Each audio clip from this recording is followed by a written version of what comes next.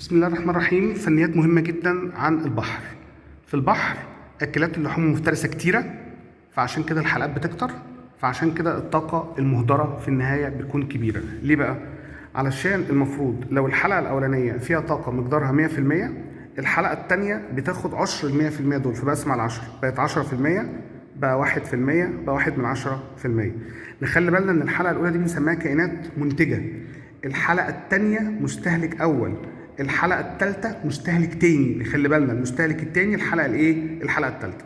لو أنا جيت قارنت في الطاقة ما بين الحلقة التانية والحلقة الخامسة، الطاقة بتاعت الحلقة التانية أكتر من الحلقة التالتة 10 مرات، والتالتة أكتر من الرابعة 10 مرات، والرابعة أكتر من الخامسة 10 مرات. يعني التانية أكتر من الخامسة 1000 مرة. بضرب 10 في 10 في 10.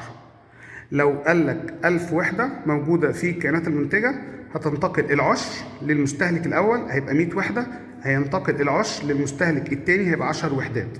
لو جيت قلت لك ما مقدار الطاقة التي تصل إلى القرش من الأسماك الصغيرة، القرش ده الحلقة الخامسة، الأسماك الصغيرة الحلقة الثالثة. هتفترض بقى إن الحلقة الثالثة دي 100%، هيبقى هنا 10%، هيبقى هنا 1%. خلي بالنا في ملحوظة مهمة جدا: الطاقة لا تدور وتتبدد في النهاية، لأنها بتنتقل من حلقة لأخرى بمقدار العشر. اللي بيدور وبيرجع تاني زي ما كان العناصر بفعل الكائنات المحللة، خلاص، اللي هي بتعيد العناصر الغذائية مرة أخرى ليتم استفادة منها النباتات. بنكرر تاني: في الصحراء أكلات العشب بتكون كتيرة ما بتاكلش بعضها، فالحلقات هتبقى قليلة، فقلة الطاقة المهدرة. دي فنيات مهمة جدا. شكرا.